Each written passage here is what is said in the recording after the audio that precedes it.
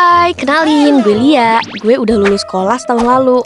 Kali ini gue mau cerita soal trauma yang paling dalam, yang sampai bikin gue mati rasa. Semua ini terjadi waktu gue masih kelas 9 SMP. Masa dimana saat itu gue lagi puber. Masa itu gue udah pacaran, cinta monyet gitu deh. Nah, waktu itu gue sedih banget karena baru putus sama pacar pertama gue setelah pacaran 8 bulan lamanya. Keseharian gue life after breakup tuh bener-bener cuma ngurung diri di kamar dan nangis mulu. Mata gue udah bengep banget kayak disengat Raja Tawon. Ortu gue yang kasihan lihat anak perawannya kayak orgil rawat jalan ini akhirnya malamnya ngajak gue keluar buat beli rawon kesukaan gue. Ya gue paling gak bisa deh kalau disogok makanan kayak gini. Gue pun ikutlah tuh keluar. Daripada tiba-tiba di kamar bau tempat pembuangan umum kan bahaya. Pas keluarin mobil, ada tetangga nyapa bokap gue. Dengan basa-basinya, bokap gue ngajak tetangga yang namanya Pak Soso itu. Gue pikir dia bakalan nolak karena kan bokap cuma basa-basi aja. Taunya dia mau ikut dong. Ya udah tuh, kita OTW. Bokap duduk di kursi depan dan gue duduk di kursi tengah sama Pak Soso. Sepanjang jalan, gue tuh masih berasa sedih karena mikirin abis putus kan. Mungkin Pak Soso tuh ngeliat gue kayak sedih. Alhasil dia basa-basi ke gue dan bercandain gue gitu. Tapi pas bercanda itu tiba-tiba tangan dia mendarat ke tempat yang gak seharusnya. Yap, dia nyentuh kemaluan gue. Di situ gue shock banget. Tapi gue mikir, oh mungkin dia gak sengaja kali ya. Ya udah tuh gue gak ambil pusing. Beberapa hari kemudian dia datang ke rumah pas waktu ortu gue keluar. Jadi gue sendirian kan tuh. Dia datang senyum-senyum dan ngasih gue 100.000 cuy. Belum gue sempat ngomong apa-apa, dia nyium gue. Rasanya saat itu mau gue jadiin bola padel aja tuh orang. Bisa-bisanya dia manfaatin kesempatan dalam kesempitan. Gue bener-bener bingung harus gimana pada saat itu. Gue bukannya gak berani ngelawan, tapi pas dia begitu tuh badan gue membekus badan-badan. Gak lama ortu gue pulang dan gue kasih uang itu ke mama dan bilang, "Mah, ini uang dikasih sama Pak Soso. Gak tahu kenapa tiba-tiba nyium pas abis ngasih uang."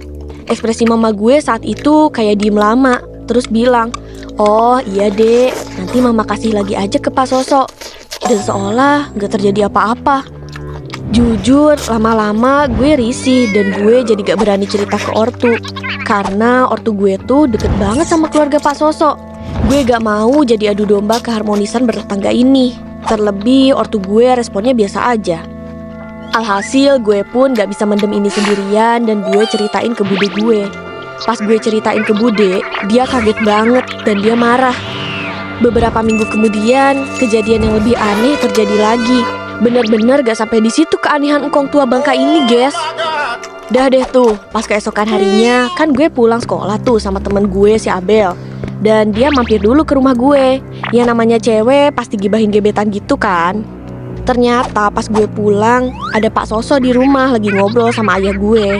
Ya udah tuh, gue langsung ke kamar sama si Abel. Di kamar sambil ngobrol, ya kita scroll HP aja. Dan kita lumayan lama di kamar, dari abis zuhur sampai mau maghrib. Pas mau maghrib, gue bergegas ke kamar mandi. Tapi si Abel tetap di kamar. Kan biasanya kalau abis mandi ya ambil pakaian dalam sama luar kan. Pas gue ambil celana dalam gue, langsung gue pakai tuh celana dalam. Begitu gue pakai, kok panas ya di bawah situ. Rasanya awalnya anget, lama-lama panas sampai perih gitu. Gue pun teriak kesakitan. Gue ngira mama gak sengaja nyentuh sidi gue dan tangannya habis megang balsem. Pas gue ngomel begitu, mama kayak orang kebingungan dan bilang, "Maksudnya gimana dek?" Gue langsung ceritain lah apa yang terjadi. Terus mama bilang, "Hah, mama gak pakai balsem sama sekali dek. Mama aja gak punya balsem karena gak suka. Lengket sama panas gitu kan." Gue nuduh Abel, "Lu ya yang ngisengin kayak gini ke gue?" Di situ Abel bingung. Bahkan dia bilang kamar gak ada bau balsem sama sekali dari tadi. Di situ gue mikir, loh kok bisa ini kejadian sama gue? Akhirnya gue cek semua CD yang ada di lemari gue. Ternyata semua celana dalam gue bagian bawahnya, di bagian kemaluannya itu, dibalurin balsem semua cuy. Saat itu gue sadar, berarti ada seseorang yang sengaja masuk ke kamar gue dan iseng ngelakuin ini semua. Tujuannya buat apa coba? Ya ampun. Dan gimana bisa? Gue sama Abel kan di kamar terus. Kalau Abel gak mungkin, karena kalau dia ngelakuin itu sama sekali perilaku yang gak lucu, Jir. Dan kalaupun orang luar, kapan orang itu masuk coba? Di tengah kebingungan itu, gue pun langsung minta mama beliin CD baru. Dan yang gue punya itu dicuci ulang semua. Di situ gue udah tahu siapa pelakunya. Ini pasti kerjaannya si Pak Sosok. Bukannya asal nuduh, cuma praduga aja. Karena ya siapa lagi gitu loh kelakuannya yang aneh kayak orgil gitu. Soalnya nih ya, gue lihat-lihat orangnya agak-agak. Tapi di lain sisi, dia kan gak masuk kamar gue. Kalaupun dia, kapan dia masuk ke kamar gue nya? Lagi pula kan dari tadi ada Abel di kasur. Masa ada orang masuk gak tahu? Dan kita juga gak tidur, cuma main HP doang. Kalaupun itu pas sebelum gue pulang, itu lemari biasa aja gak ada bau balsam atau gimana-gimana. Bener-bener gue juga curiga nih sama Abel. Dan desek Abel buat ngaku. Gimana gak nuduh dia coba? Pas buka lemari aja bau balsamnya kuat banget kok. Kok dia bisa-bisanya bilang gak kebauan balsam dari tadi? Kan aneh. Pas kejadian itu, karena nyokap gue nganggep hal itu lagi-lagi biasa aja dan nganggep itu orang iseng doang, akhirnya gue cerita ke Bude. Di situ Bude gue marah besar. Kalau serigala udah keluar taringnya kali. Dan Bude mau ngasih tahu ke bokap gue. Tapi Bude bilang ke pakde gue dulu. Akhirnya dikumpulin lah keluarga, terus diceritain. Setelah debat panjang, gue diputuskan buat pindah ke kamar kakak gue. Kamar gue pun disteril.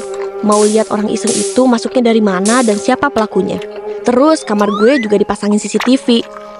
Dan gongnya pas gue lagi beresin barang gue ke kamar kakak, kan kamar bekas gue tuh kosong. Terus bokap gue nemu segumpal tanah dan banyak helaian rambut pendek di kamar gue. Pas cek CCTV, gak ada apapun dan siapapun yang masuk. Bener-bener di luar nalar. Akhirnya karena gue pernah cerita keanehan ke Pak Sosok, bokap pun langsung manggil dia dan bicarain baik-baik. Dan bener aja dia minta maaf dan mengakui kesalahannya. Dari kejadian itu gue bener-bener takut buat ketemu dia. Tapi dia udah diancam sama bokap. Kalau ngelakuin hal-hal aneh lagi ke gue, bakal dibilang ke semua warga dan Pak RT biar diadili. Ya walaupun gue belum puas sama apa yang dia dapet, setidaknya dia udah gak ganggu gue lagi sekarang. Pesan gue buat ortu di luar sana, please percaya sama anak kalian. Kadang anak tuh gak butuh solusi, cuma butuh didengar. Biar gak ngerasa sendirian dalam kondisi nyeremin kayak gitu yang bisa berakibat fatal. Sampai di sini akhir cerita gue. Semoga kalian gak ngalamin kejadian kayak gini ya. Sampai jumpa di video gue pencerita selanjutnya. Bye-bye.